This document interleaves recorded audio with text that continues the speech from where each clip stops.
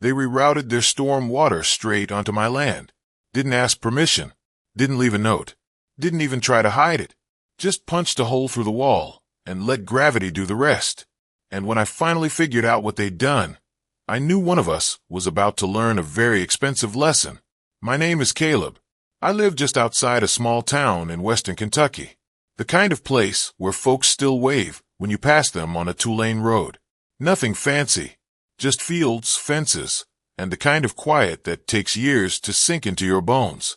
My property sits lower than the new subdivision they built on the ridge behind me. Briar Ridge Estates. Big brick entrance. Iron gates that don't really close. A fancy sign about community standards and architectural review. The whole deal. I bought this land 15 years ago. Back then, it was just open pasture. A red barn that needed more work than money.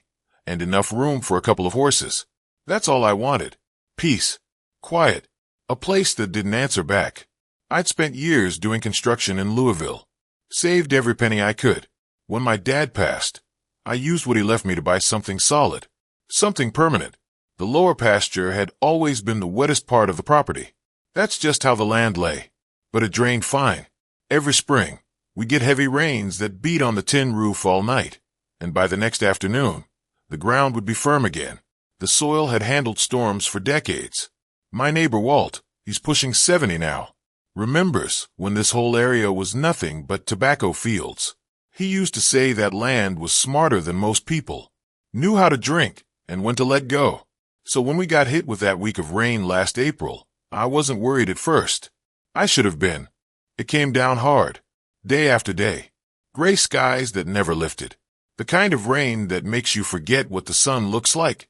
The creek at the edge of my property swelled, but stayed inside its banks. I moved the horses closer to the barn, tossed extra hay. Figured we'd ride it out like always. By the 6th morning, something felt off. I stepped outside and the air had that thick, sour smell, like something rotting. I walked down toward the lower pasture, and my boots sank deeper than they should have. Way deeper. By the time I reached the fence line, I was standing in ankle-deep water. Not puddles, not soft ground. A wide, ugly sheet of standing water stretched across half the field. Mud swirling with trash, plastic wrappers, cigarette butts, and this oily sheen that caught the light in a way rainwater never does. The grass where my horses usually grazed was flattened and turning yellow, suffocating under it. The worst part, the water had crept right up against the side of my barn. Not flooding yet, but close enough that I could picture it seeping through the foundation, soaking feed, ruining tack, wrecking years of repairs. I stood there for a minute, hands on my hips, listening to nothing but the drip of water off the eaves. This wasn't normal. I'd seen worse storms. The land had never looked like this. I decided to walk the fence line. The back edge of my property runs along a tall retaining wall that belongs to the subdivision. Stone and concrete. Maybe 12 feet high. It's been there since they built the first phase. About halfway down that wall, something caught my eye. A clean, pale circle cutting straight through the stone. Fresh. Too fresh. I walked closer, crouched down, and there it was. A brand new storm drain pipe. 12 inches across, easy. Still sharp around the edges. Sticking out about a foot, angled slightly downward. And right below it, the ground was gouged out like a miniature canyon. Water was still trickling out, slow but steady. I followed the line of it with my eyes up through the wall, and suddenly it clicked. They built a retention pond up there when the second phase went in. I remembered the bulldozers, the dump trucks. The hillside scraped raw for months. Never paid much attention to what they were doing with the water. Figure it was their problem. Turns out it was now mine. Instead of designing proper drainage that kept their runoff inside their own boundaries, they'd punched a pipe through the wall and let gravity take over. And gravity led straight to my pasture. I felt that slow burn start in my chest. Not explosive anger. Not yet. Just that steady heat when you realize someone decided your property is the cheapest solution to their problem. I pulled out my phone and started taking pictures. The pipe, the water line, the trash, the oil slick, the channel carved through my field. Took video too, just in case. Then I climbed back to the house and called the number listed for Briar Ridge's property manager. Guy named Trent Holloway. I'd met him once at a county meeting about road access. Slick hair, pressed shirt, that kind of smile that never quite reaches his eyes. He answered on the third ring. Briar Ridge Estates, this is Trent. Yeah, Trent. This is Caleb Mercer. I own the pasture directly below your retaining wall. Pause. Okay. I'm looking at a brand new storm pipe sticking through that wall and dumping straight onto my land. You want to explain that? Another pause. Shorter this time. Then a sigh. Like I was the one inconveniencing him. Oh, yeah, that's part of the updated drainage plan. We had to improve runoff flow from the retention basin. Improve it for who? I asked. Well, the water has to go somewhere, Caleb. Your property sits at the lowest elevation. It's natural drainage.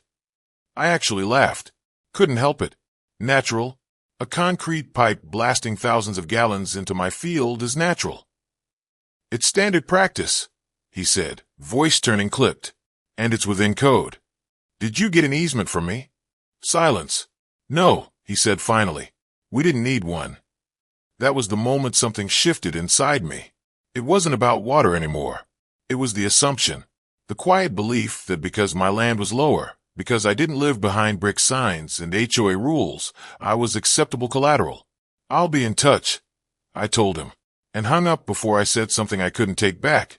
I stood there in my kitchen looking out over that flooded pasture, and I had a feeling this wasn't going to be settled with a polite phone call. I didn't sleep much that night.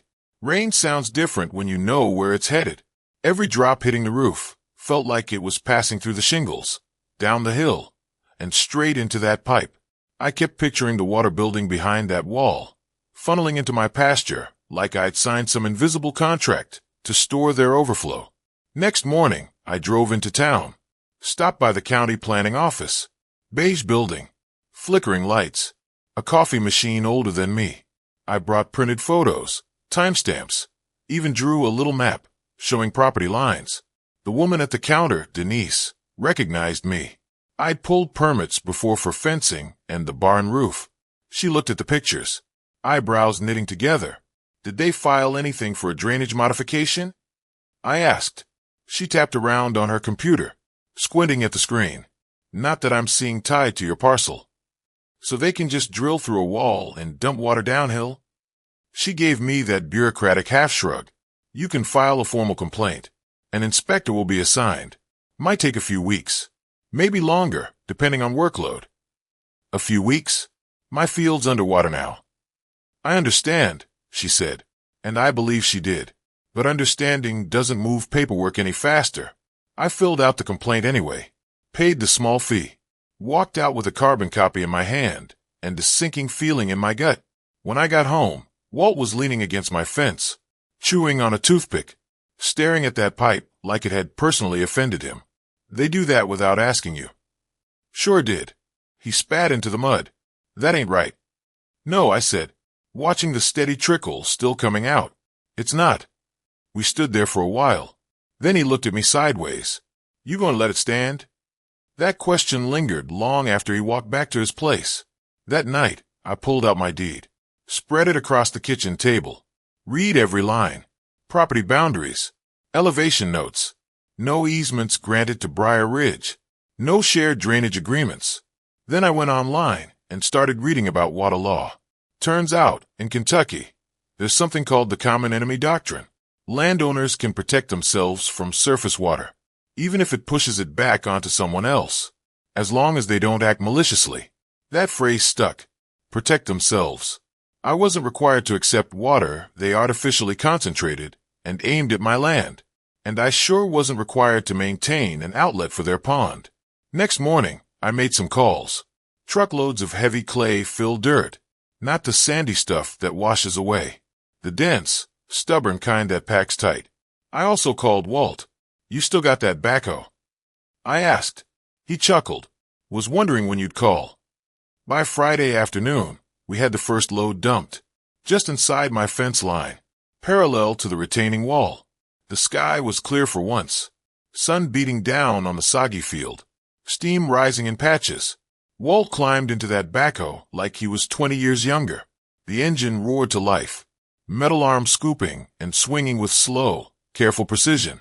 We built a berm about 2 feet high, thick at the base, sloping slightly back toward my property so it wouldn't collapse.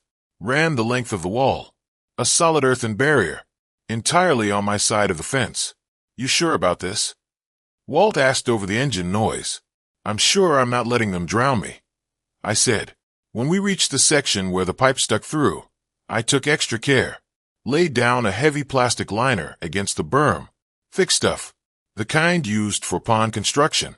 Then we stacked cinder blocks in a tight half circle around the mouth of the pipe, pressed them into the clay, made sure there were no gaps. I didn't shove anything inside their pipe, didn't trespass beyond my fence. I simply eliminated the low spot on my property where their water had been spilling out. If water came through now, it would hit a wall of compacted clay and reinforced block, and have nowhere to go but back the way it came. When we finished, I stood back and wiped sweat off my forehead. It looked almost natural, like the land had grown a spine. For 2 days, nothing happened. The weather held. The pasture began to dry. The horses eyed the new berm suspiciously, but didn't seem to mind. Then Sunday afternoon, the sky darkened again. You could feel it before the first drop fell. That electric heaviness. I moved the horses up near the barn and shut them in for the night. The rain started slow, then built into a steady downpour. From my porch, I could see the faint outline of the retaining wall beyond the pasture. Lightning flashed, illuminating it in stark white for a split second. I grabbed a flashlight and walked halfway down the slope. Stopped short of the berm. Water was already pouring from the pipe, hitting the clay barrier and splashing back. At first, it just pooled at the base. Then the level began to rise, and instead of spilling across my field, it pressed against the wall. I went back up to the porch, sat in a wooden chair, and waited. The rain fell for hours. Sometime after midnight, I saw it, the faint glow of lights moving along the ridge. Flashlights, then vehicle headlights, and in the distance, over the sound of rain, the unmistakable whine of a sump pump kicking on. By morning, the rain had slowed to a mist, the kind that hangs in the air like it hasn't decided to leave. I stepped out onto the porch with a cup of coffee and looked toward the ridge. Even from my place, I could see something was wrong up there. The retention pond had swelled beyond its banks. The walking trail around it was underwater. The edge of the tennis courts shimmered with standing water. And near the far corner, 3 houses had sump pumps running full blast, hoses snaking across manicured lawns like panic veins. I didn't feel joy. What I felt was confirmation. Gravity hadn't changed. The only thing that changed was where the water was allowed to go. Around 9, a black SUV came flying down the access road, stopped hard at my gate. Trent Holloway stepped out, hair plastered to his forehead, loafers sinking into damp gravel like they'd never met real ground before. He didn't wave, didn't smile, marched straight up the driveway. "What did you do?" he demanded. I took a slow sip of coffee. "Morning to you too. You obstructed the drainage outlet. The pond is backing up. We've got basements taking on water." "I protected my property," I said evenly.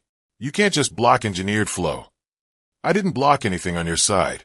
I built a berm on my land, entirely within my boundary." His jaw tightened. "You're causing damage." "No," I said. "Your design is." He pointed toward the ridge. 3 homeowners have water in their basements. "And I had water in my barn," I said. "Or did that not count because I don't pay HOA dues?" That hit him. Not because it convinced him, but because it exposed the truth neither of us had said out loud. Within the hour, 2 more board members showed up. One started lecturing me about community responsibility. I looked at her and said, "Your actions affected me first." What they didn't know was that the county inspector had called me at 8 that morning. Denise must have flagged my complaint as urgent. By noon, a white county truck pulled up behind the black SUV. A tall man named Greg stepped out, clipboard in hand, neutral expression. He walked the fence line, examined the pipe, took measurements, asked me when it had been installed. "About 2 weeks ago," I said. "No notice, no easement." He nodded, scribbled something down, then asked Trent for the permit number. Long pause. The kind that stretches just a little too long. We're still finalizing some paperwork, Trent said. Greg looked up slowly. The pipe is already operational. Yes, but operational infrastructure requires approved modification permits, especially when altering runoff onto an adjacent parcel. Silence settled over the group like a lid. Greg took more photos, walked up to the ridge, inspected the pond, spoke briefly with a couple soaked homeowners. When he came back down, he didn't raise his voice, but what he said carried weight. This installation appears to have been completed without proper authorization. Redirecting concentrated storm water onto neighboring property without easement is a violation.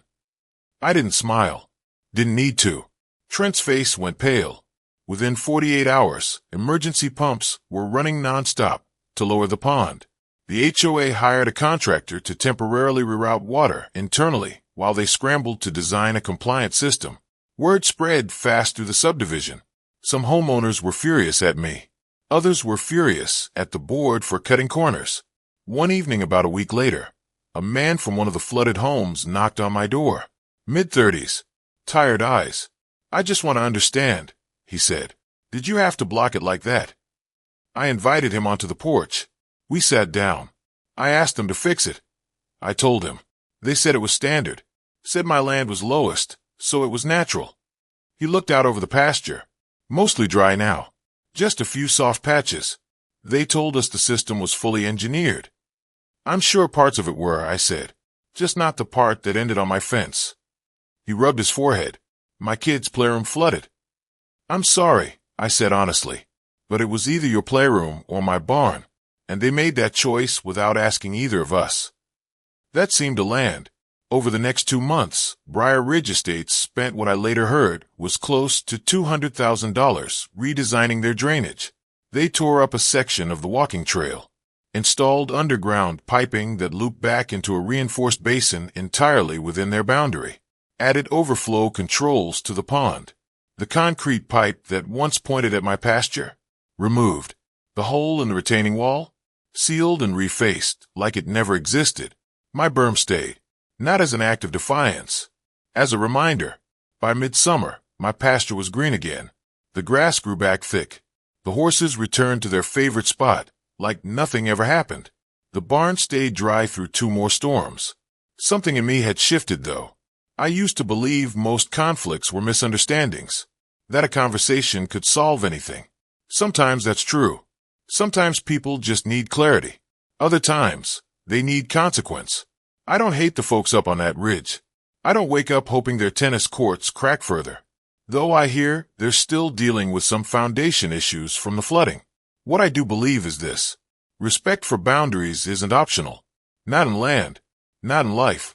They assumed because I was one property, and they were dozens, I'd absorb the inconvenience. That I'd wait politely while my pasture drowned, and my barn took damage. Also their lawns could stay pristine. Maybe some people would have. Maybe some people think I overreacted. So I'll ask you straight. If someone rerouted their problem onto your land, would you quietly accept it because it was easier? Or would you put your ground back where it belongs and let gravity sort out the rest? Tell me what you think. Did I protect what was mine? Or did I go too far? Drop your thoughts in the comments. I read everyone. And if you've ever dealt with an HOA, a neighbor, or anyone who thought your boundaries were negotiable, share this story with them. Sometimes the line between right and wrong isn't drawn in ink. It's built with clay, cinder blocks, and a whole lot of patience. Thanks for listening. I'll see you next time.